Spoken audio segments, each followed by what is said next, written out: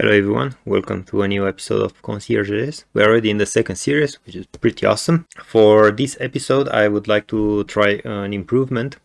The improvement should be that in the system prompt for searching customers, we are sending these information. So we are explaining the system what it is, and then on top of it, we add the database structure. This is fine, but what I'm thinking about, what if in the third step after the database structure, we also send to the LLM the name of the customers and their IDs as a list, or maybe as a list of objects. Because when we search for a customer, we let the LLM guess a little bit where that customer should be. So he doesn't, when we search for our guy Ahmed, for example, the test guess that we always use, the LLM has no clue how many Ahmeds are there and how many of them the LLM should retrieve. Furthermore, it is up to, if there are more Ahmeds, it is up for the LLM to ask questions about each one of them, and it is up to the LLM to have enough creativity to guess all of them. So my current idea is, what if we send this in the prompt, so a list of IDs and names of all our guests, and like so the LLM can already do the translation. If we write the name Ahmed in the Latin alphabet, it will do the translation before asking, because it already has a list of names. And then when it starts doing tool calls, hopefully the tool calls will be more specific and less of them, because we have seen that we have great performance with some of the models. Okay, so let's do this improvement first, and then we do another one. The functionality has been implemented. It's just a simple function that does a database query for on the guest table, and or gets them ordered by guest ID, and then puts them in this MD-like structure, and then this is injected into the system prompt.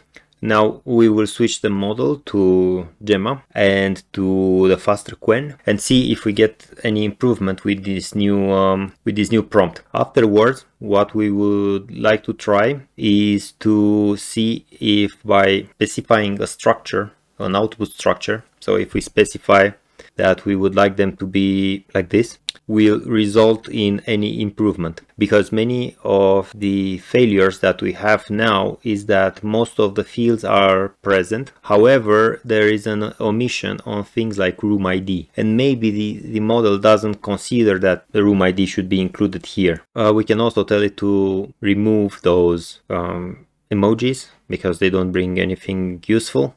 And there are things like this with check in, check out on the same line, and in other places they are on different lines. Maybe by asking for a specific structure, maybe things will improve.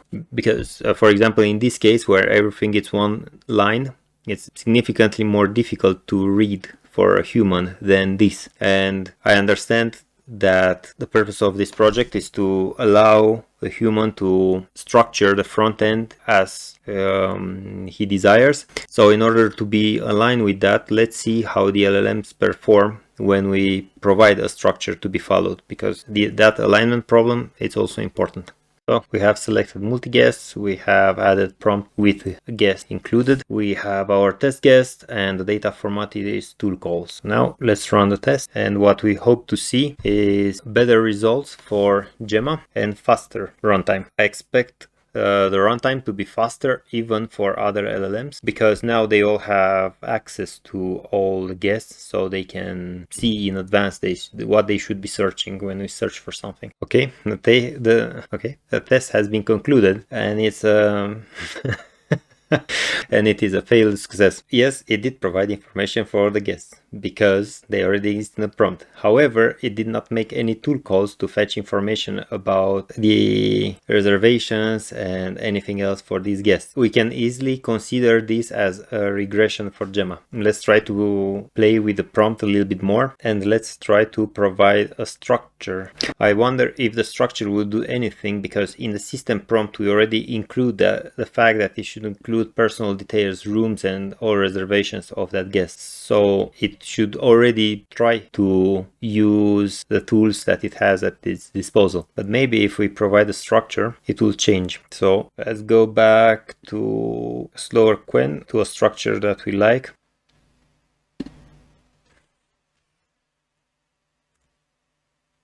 I would also like to include the guest name, which here.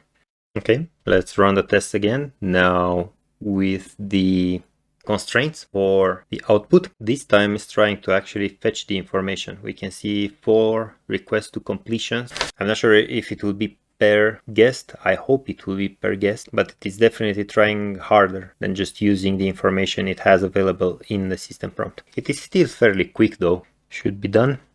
We will check later the validity when we switch back to the big model. Now let's try the other Qwen, the faster Qwen. The Qwen model has been loaded. Let's go back. We refresh the model and tool calls. So the behavior between the two is very similar. 3 to 4 tool calls for each one of them. We had, for Gemma, we had 3, 3, 2, 2, 2, 4. It's not identical, but it is similar. I do wonder if our get endpoint could accept more than one reservation ID, if it would lower the number of tool calls. Good. It finished. Let's look a little bit at the outcome. Oh, wow. This is very strange. It is very strange because it tried to do work here, but obviously the work did not end up here. What we can improve, maybe, it is to make sure that we have enough tokens available for the answer. Currently we have 10,000, which is a lot. I doubt that by providing more, it would make a difference. Let's try though. So the run ended. Still the information is truncated or missing. So as previously identified, we had to implement a logging layer to check what tool calls are being made. I will delete the last 2 runs for Qwen because they were a failure. But now with the new logging, we can easily observe what happens.